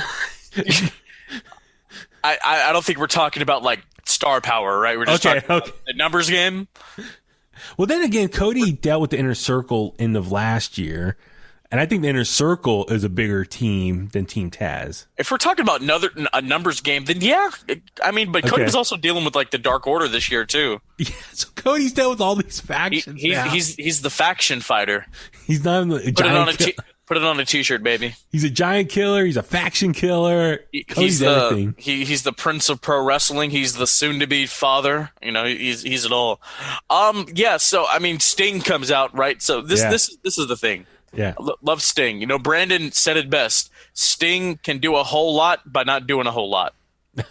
Yeah, that's true. All these studs are scared of an old man with a bat. I mean, what happened to Will Hobbs a couple months ago? I want to fight. I want to fight. I want to fight. But what happened to all that? Well, the true. I know, like Sting comes out, doesn't say anything. He just points a bat at them. But I will admit, I give Powerhouse Hobbs or our boy Will Hobbs credit. He did not back down. He did walk across that stage and was ready to get into Sting's face, but the rest of the Team Taz, held him back. So I thought that was a very cool moment as far as for Will Hobbs in his short time in AEW so far. That was a big moment for him that he was not ready. He was not going to back down from the legend that Sting is with a baseball bat. So I thought that was a big moment for Will Hobbs. Like, I was happy for him. You know what I mean? Like he's showing that he's tough. Like, who is this Sting guy? I'll take him on. Bring him on. Hold me back. Hold me back. Like, I'm not scared of you, old man. You want to scrap? We can do that right now. Straight up. Yeah. Straight up. From East Palo Alto, boy. Yeah. Not Oakland's Oakland. most violent. Yeah. Straight up. Tell Mox. God. You know what I mean, bro? Yeah. Like, come on, Moxley. Oakland and Palo Alto are two separate places. I'm sure Moxley hasn't spent a lot of time out here, bro. I know. I mean, but like I said, Hobbs could have had some dealings in Oakland. Yeah. So I mean, we don't know. But I did like Shivani when he says it's Sting again. I was pop for that. But no, it's overall cool. And then the Team Taz also called out. They said, is it Toad Boy or Frog Boy? Darby Allin. Oh, Turtle Boy. Turtle Boy from that news package. I like turtles. Yeah, that kid, because he had the makeup on, right? I like Turtle. So that's him. They say he's all grown up now. Exactly. Whether it's him or not, that's him. That's him, ladies and gentlemen. So, for Team Taz, like I want them to be a badass faction, but I feel like every matchup they get into, they always lose. So it's going to be interesting though, because it looks like Brian Cage and Darby Allin are going to have something. Starks, I don't know who Cody's going to go after per se. So it's going to be interesting. And I'm, with Sting though, it's like he didn't say anything again. So I don't know. I'm trying to be patient. He's this is only his third episode with the company. You can't blow your load too early. You gotta space it out a bit. So I'm just curious, what is Sting's motivation? Blow your load? What are you talking about there, bud? Come on, when you give it up too soon, you reveal everything too soon. Come on, man. I don't know what you're. Use your imagination. Oh, you mean like Jim in American Pie? Okay, I got you. Exactly. I got you. Reveal everything too soon. Absolutely. Oh God, this is In The Kliq After Dark now. Jesus. Absolutely, it's Saturday night, man. We got nothing else going on. Fucking pandemic. God damn it! I should be out doing stuff right now, blowing my own load somewhere else. Sorry. What? Whoa, ladies and gentlemen, oh my, I don't know what's happened. Talking wrestling, man. So when you blow your load, you're gonna be like, it's Sting! Hell yeah, man! There was a lot of grown men doing that when he came out again. Oh my god! God, we should isolate this clip and put it on social. And Eddie Kingston and his family brawl with the Death Square. Yes. Or the Cuadrado de la Muerte. Real quick, I was going to say, so Alex Marvez did an interview with Miro and said he got fined $75,000. He took out 3 AEW employees, and he's like, how dare you, man, they got families, it's Christmas time. He's like, bah humbug, it's my birthday. I didn't know that. I actually looked it up. Miro's birthday is December 25th, so I guess in his household, it's his birthday, not Christmas. So Lana better get him a lot of birthday presents. What do you think he's going to get for his birthday? Lana's married to Rusev, not Miro. That's right. You know. Do you think that's like the worst birthday to have if your birthday's on Christmas? I had a friend growing up, his birthday was on Christmas, and so people were like, "Oh, your birthday presents and your Christmas presents are all one the same." I better get double presents. You know what I mean? Like, yeah. Forget leaving cookies for milk and cookies for Santa Claus. You better leave them for me. You know what? Exactly. What are you going downstairs for? To get some milk and cookies? you ever seen that one Bertie Mac stand up? Yeah. Kings of Comedy? King's Comedy, man. Legend. What are you going downstairs for? To get some milk and cookies. So I was going to say, and it was funny, the commentator's like, oh, Miro's the most dangerous man in AEW right now. I was like, yeah, right. He's been a joke so far. I mean, I appreciate they're starting to build him back up as a big monster. You know, last week when he took out Orange Cassidy and some of those other guys in their match with MJF. But yeah, no, it's like Miro dropped like the video game stuff and just be a badass monster that we want you to be. That's all I'm saying.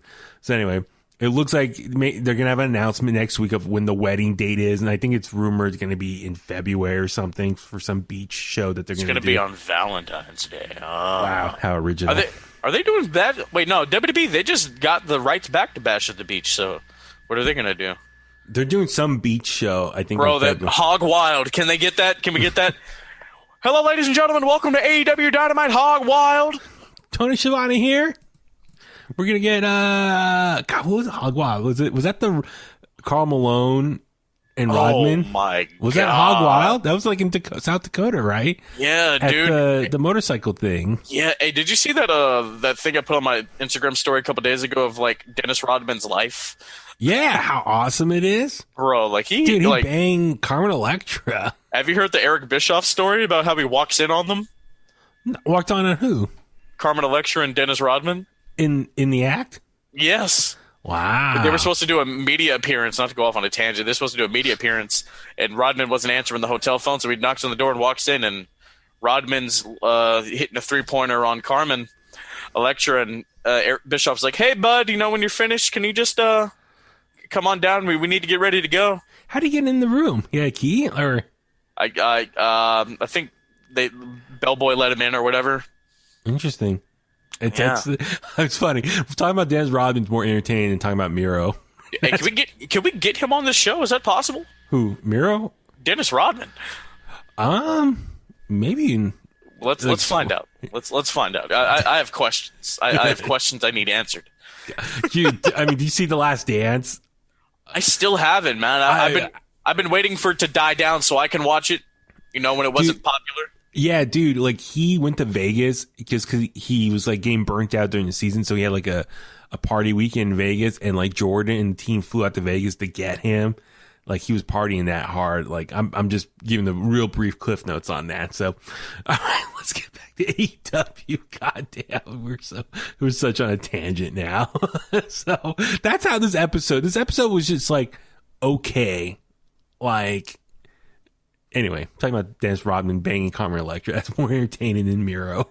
Absolutely. Yeah, I don't care about Miro. Okay. Eddie Kingston. Yes. Him and his family. They fight Cuadrado de la Muerte. Well, Eddie Kingston comes out and he's like, would you watch an episode of Seinfeld? Air out your grievances for Festivus. So he just starts rambling about like everything he's pissed off at. He talks about God, talks about people around the ring. He starts venting about himself. But then Lance Archer comes out, right? And then the Lucha Brothers, and then Pac comes out. And yeah, they pretty much confront him, Butch and the Blade, and they all brawl, and it just turns into one big brawl. So, yay! It looks like that's going to be the next matchup for everyone here. And then Lance Archer and Pac also got a little beef with one another because they're like, they both want to go after Eddie Kingston. So I don't know if it's going to be a triple threat at some point, or maybe when Pac goes back overseas to quarantine, Lance Archer can fill in with the Lucha Brothers in the Death Triangle. Imagine that, Lance Archer in the faction now. Bro, I'm telling you, it's Cuadrado de la Muerte. It's Death Square. There you go. All four of them now. So, yeah. Next up, we saw Dustin Rhodes get interviewed by Dasha. I love this promo. Short and sweet, straight to the point, fiery, calls out Evil Uno, and they're going to have a next week. And he says that whole 7 gimmick is stupid. Back in the 90s, it's stupid now. So he just got pissed off because Uno told him to be number 7. It was a stupid idea by bad creative. Exactly. Next up, we saw what was supposed to be a 14-man tag team action match. It actually turned into a 12-man. So it's pretty much everyone in Inner Circle minus Wardlow. Wardlow could not be at the show. He had some family stuff, so he couldn't make it. So that's why it was brought from 7 down to 6.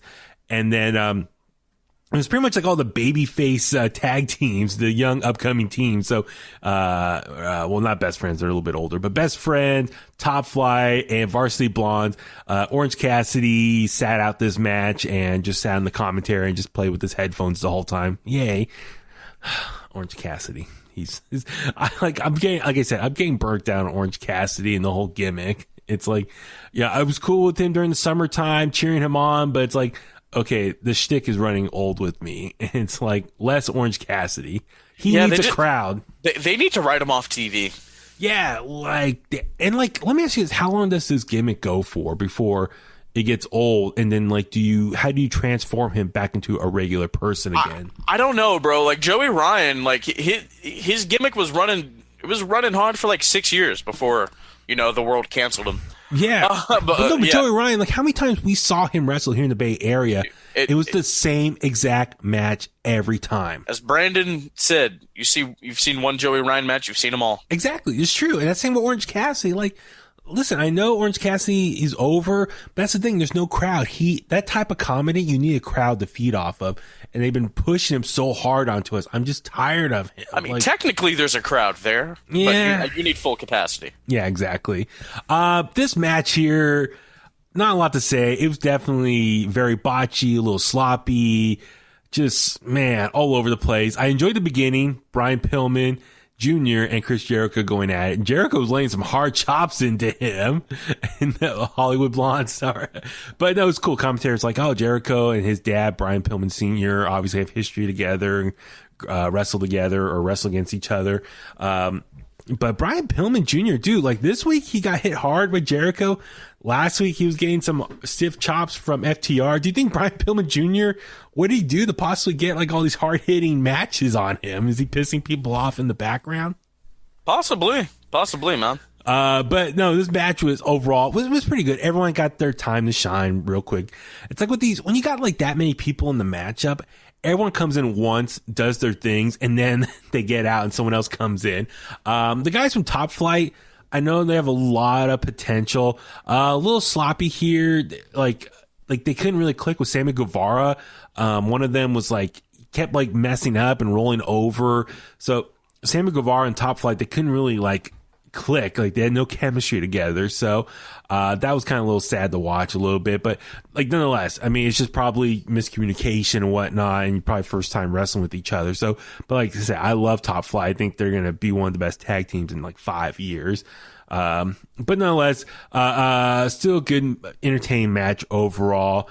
They're talking about was Griff Garrison, who JR referenced. Oh, it reminds me of a young guy I hired, Adam Copeland. I was like, oh, you can't say Edge, you can only say Adam Copeland. So, and that's the thing. I can see that. He reminds me of what was Edge's gimmick back in the day? The Brood? No. What was it? What, I can't think. I'm gonna have to look it up. Go ahead and look it up. I'll finish up here and just say, so Griff Garrison, I think he looks like a young Chris Jericho. So I geeked out when Jericho and Griff were going at it. It was like, oh, it's young man versus the old version. So back and forth. Griff Garrison, hits the ropes, and Chris Jericho hits him with a baseball bat. And then Jake Hager comes in, does a really terrible, nasty looking, was it F10? I guess trying to do Wardlow's move, but it was so bad it spins him and he falls over. But I wish Griff Garrison would have sold the baseball shot a little bit better. Do you have it? Sexton Hardcastle. When he was on the Indies, that's what it was. But I was gonna say, when Griff Garrison took the baseball shot, he didn't really sell it. Like, he got hit by the baseball bat, but he didn't really sell it that well. And then Jake Hager lit the move, and then MJF said, like, let me in. And so Hager tagged in MJF, and MJF ran in and got the pin, so he claimed victory. So Inner Circle gets the win here. Yay, good for them. Next up, we saw Alex Marvez interview Thunder Rosa. I love her promo, just the fiery enthusiasm there, the energy. Rebel comes up, gets in her face, then Britt Baker comes from behind. They beat her up, pour water on her face, smear her paint. Looks like we're going to get Thunder Rosa and Britt Baker very soon. And let me ask you this. I know they said Thunder Rosa's NWA contract is up in 2021. They didn't say when, but like, come on, at this point, Thunder Rosa is probably going to sign with AEW at some point in 2021. Like, it's a guarantee at this point. It has to be.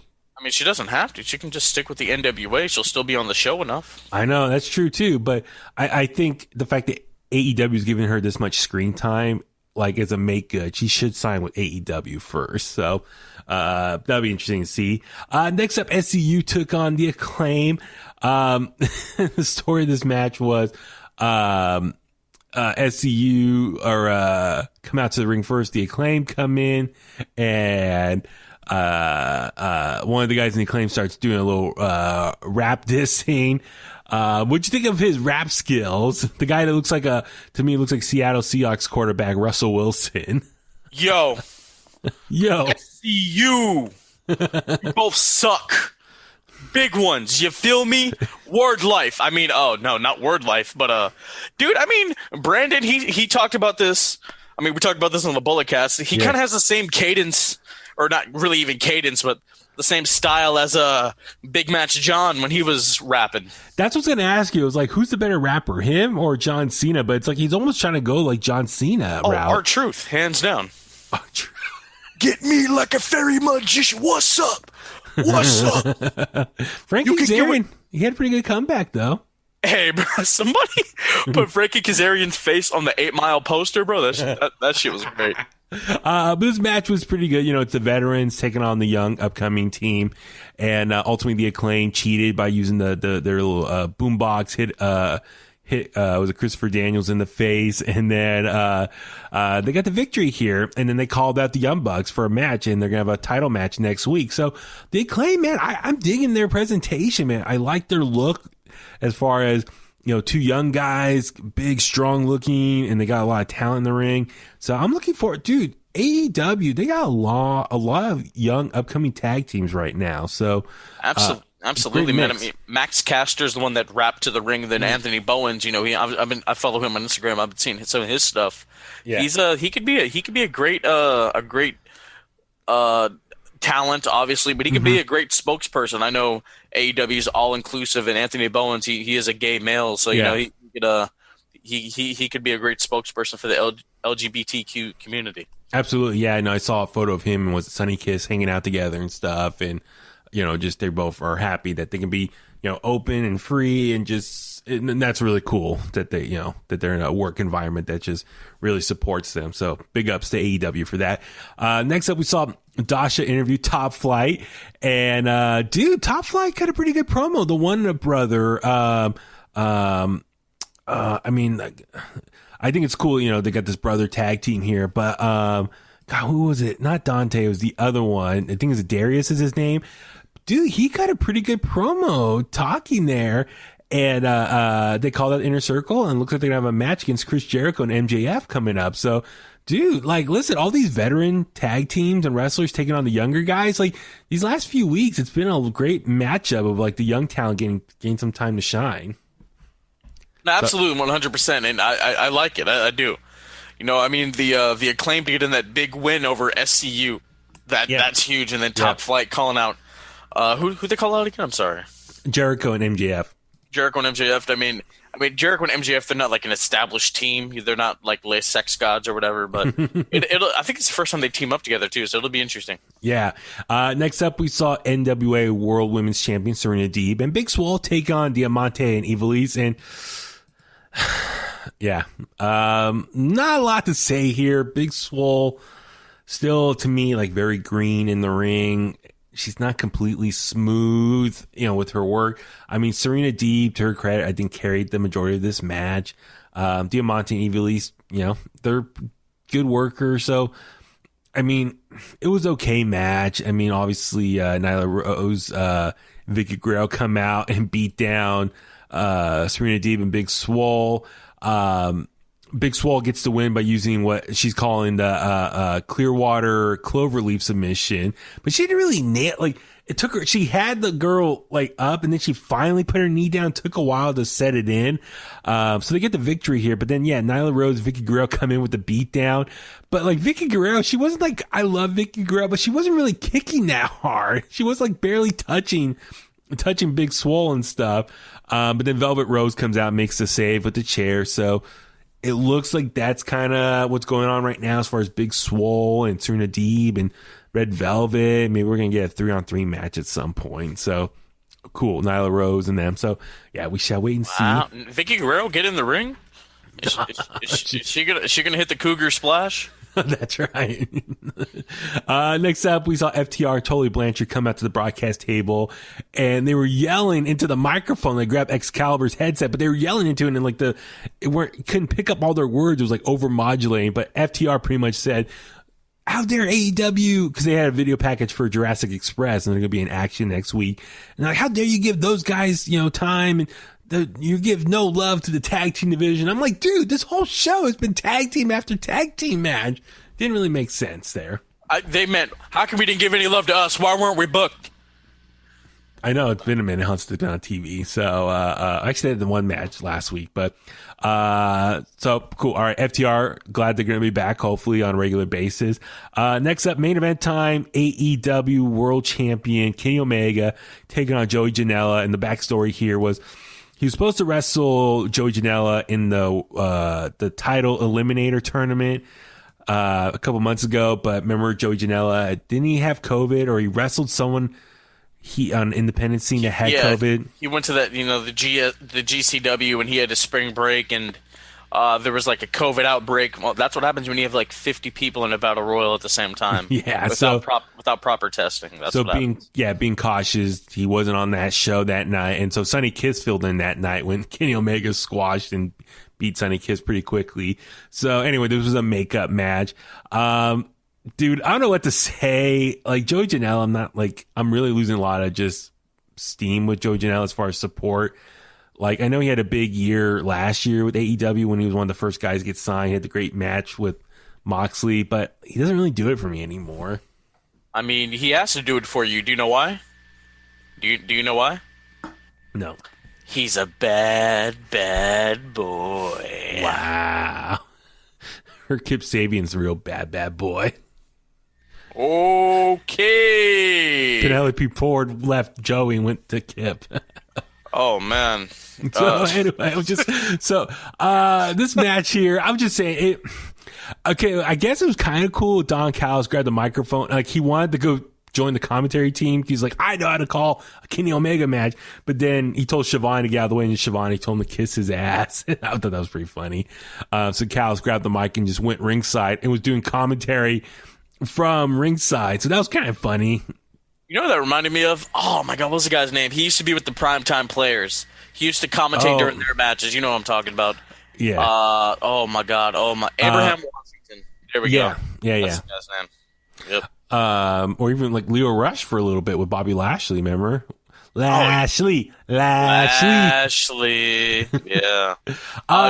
Joey Janela sat on Kenny Omega's face, dude. Yes. This match was like, I mean, Kenny Omega had the trash can, or actually, no, Kenny Omega was coming out to the ring. Joey Janela hit him with the trash can, and then they started brawling. It was weird. Like, they couldn't really, I don't feel like they could get on the same page. Kenny Omega is one of the best wrestlers in the world, while Joey Janela is kind of like,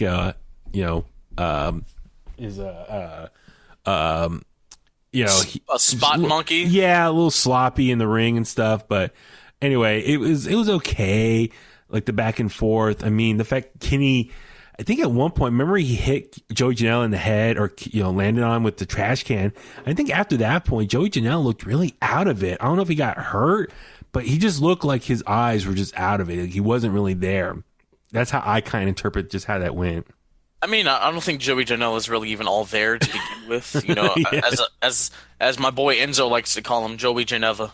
Yes, and then, I mean, even at one point, he takes Kenny Omega outside, puts him on the table, and jumps off the top of the corner, and like he barely like lands on Kenny Omega through the table, like put all his weight into him.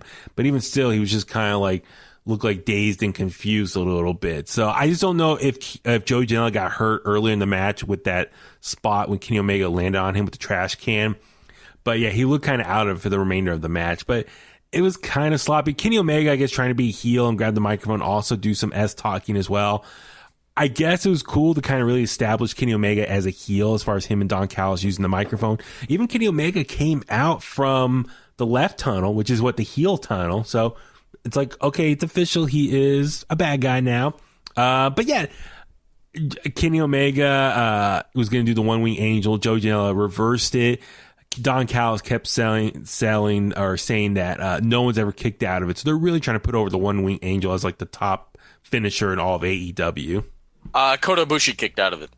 Yeah. So Just different canon, man. They're lying. They're lying already. Different universe. Yeah. It's like, oh, Hogan was the first person to slam Andre the Giant at WrestleMania 3. Hogan slammed him like a couple years before, guys. Oh yeah, totally. Let's calm down. I think it was in the AWA or something like back in 81 or something. Andre wasn't undefeated for 15 years, guys. You know, he lost before. Exactly. But Kenny Omega finally hits a one wing angel, or a couple big triggers into a one wing angel, and got the victory here. So yay. The Lucha Brothers and Pac come out and said, hey, Kenny Omega, you and I, we still have a lot of history or beef. And then even said Ray Phoenix, you know, was supposed to wrestle him in that tournament as well, but he was hurt and Pentagon filled in. So I kind of like how they're using that tournament to kind of give Kenny his first set of opponents post winning the championship. So Joey Janela has a case that he didn't get to face him in the tournament. Ray Phoenix was injured. So he has a case to take him on again. So I think that's kind of cool. This is how they're kind of giving Kenny Omega his first set of opponents post winning the championship. My one little thing I was hoping for was, okay, Kenny Omega, Good Brothers are aligning themselves on Impact TV. I was kind of hoping the Good Brothers were going to show up on AEW Dynamite and like interfere somehow, come out to the ring. They even were teasing on social media that they were in Jacksonville, but sure enough, they didn't show up. So I don't know. I hope at some point they do show up on AEW to really sell the crossover there. Who knows? Maybe when Kenny Omega takes on Ray Phoenix, maybe that's when the Good Brothers will show up. Do you want them to be on AEW? Weren't they supposed to be a part of the Inner Circle? Yeah, that's fine. I don't care. Who, the Good Brothers? Yeah, they apparently they were supposed to be a part of the Inner Circle, but Triple H convinced them to sign an extension. Oh no, the rumor was that the way they tell the story was that first episode of Dynamite, the very first episode, the Young Bucks were going to win. They're going to be in the ring. And then the Good Brothers come through the crowd, go into the ring, and they were going to have a third member with them, a former Bullet Club member. The rumor is it was supposed to be AJ Styles, because I think all three of them, their contracts were going to be up at the same time. So the rumor was all three of them were going to come into the ring, Too Sweet, the Young Bucks, or whoever, and then start beating them up. So it's going to be like former members of the Bullet Club going at it. That was the rumor. They never say officially it's AJ Styles, but you put two and two together. It's like, all right, who are the Good Brothers' friends or friend that they were working with in WWE that has history with the Young Bucks and the Bullet Club? It's AJ Styles, obviously. So, but yeah, it never happened. They all re-signed with WWE at that time, and that storyline fell apart. Hunter was like, they may not always be here. We will be. Exactly.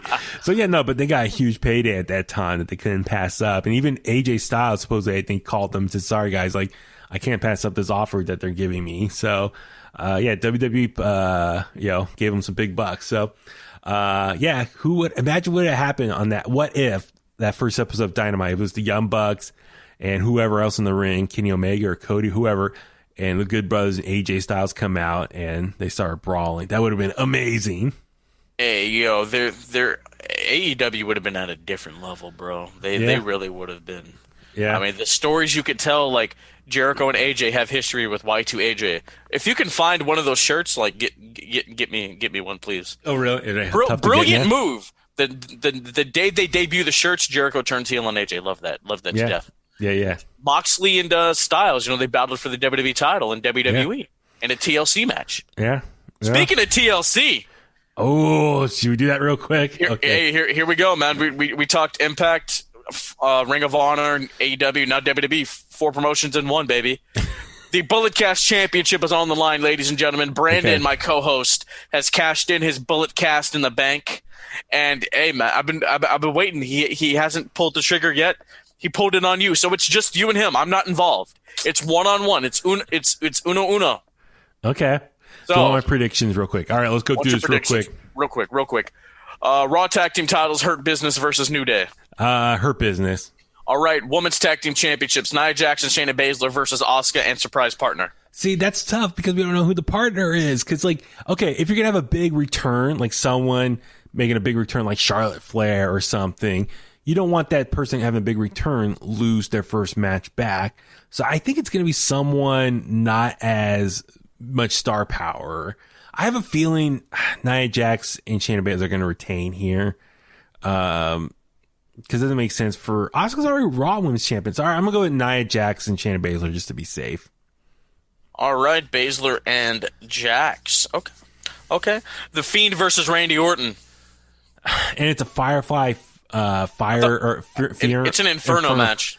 So I saw some people online commenting, it's like Randy Orton doesn't have anything that can burn. He just wears a little tights, while the Fiend actually has clothes that can get burnt, set on fire. So I'm going to say Randy's going to win. All right, he picks Randall Keith Orton, ladies and gentlemen. All right, it's for the WWE Championship. You just had him on the show. The current WWE Champion, the Scottish Psychopath, Drew McIntyre, faces the phenomenal AJ Styles in a tables, ladders, and chairs match. I got them right here, the action figures right here. He has the figures. I have an AJ Styles with the WWE title, so that's my prediction. You have that one with the? Yeah. I want to get the title. Yeah. Oh, no way! I do have one downstairs. I take that back. I'm sorry. What color is yours? AJ's wearing blue. He's wearing blue gear. Okay, yeah. Okay, that's the one I got. Yeah. So I'm going Drew McIntyre. Definitely. I mean, yours a good luck charm. Absolutely, man. Thank you.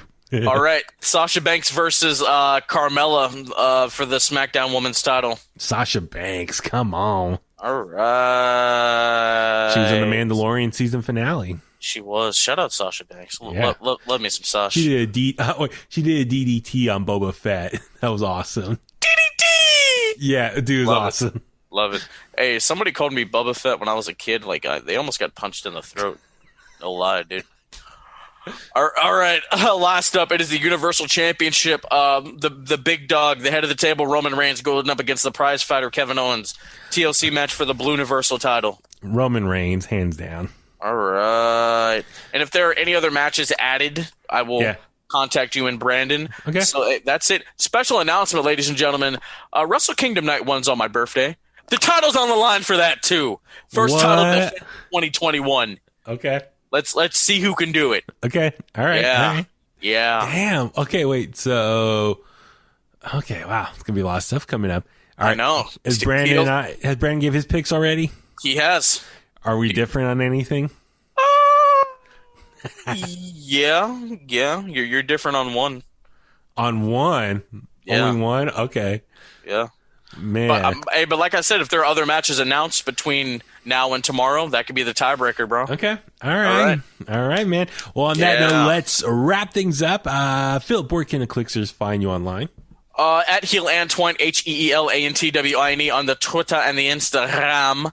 The Bulletcast on Instagram, Bulletcast on Twitter, Bulletcast on Facebook, the Bulletcast on YouTube. Patreon Bulletcast. Please go listen to Bulletcast from the vault at $5 a month. We're gonna have some great stuff coming.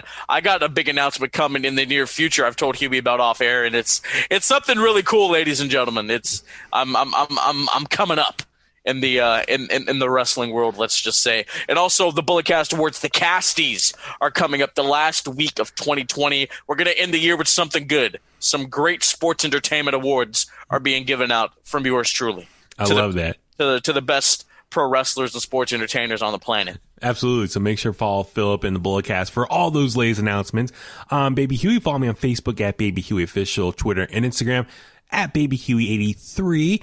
And please subscribe to In The Kliq on Apple Podcasts, Spotify, Google Podcasts, inthekliq@gmail.com. Follow us on social media, Facebook, Twitter, Instagram, and YouTube. And I'll give a little teaser here. So I've been teasing it. We're going to get some merch. Finally, it's coming. It's in the works. Please follow us on Facebook, Twitter, Instagram when I officially go live with all that. But we're doing a little test trial. Philip, your shirt is on the way. It should be here. Actually, what's today? Today is the 19th. Hopefully in a couple days. So as soon as I get that, I'll probably drop on by and hand it off to you with the hand deliver with the mask. I'll wear my mask and give it to you, and then you can model it. And you can take pictures with the Bulletcast title. Oh, good. There we go. Good tie-in right there. We'll do that. Absolutely. Well, wait. I should be. Yeah. I'll be champion still by then. I'm calling my shot. Okay. Hey, we can get future pictures too. Huey, this has been great. Diamonds are forever. So is the microphone messiah. Merry Christmas, folks. I love hearing that. All right, everyone. Like I said, so keep on the lookout for some merch. We appreciate the support once we go live with that. If you would buy a piece of merch item, I got a lot of different options lined up. So looking forward to that. On that note, let's go home. And that's the bottom line because Huey said so.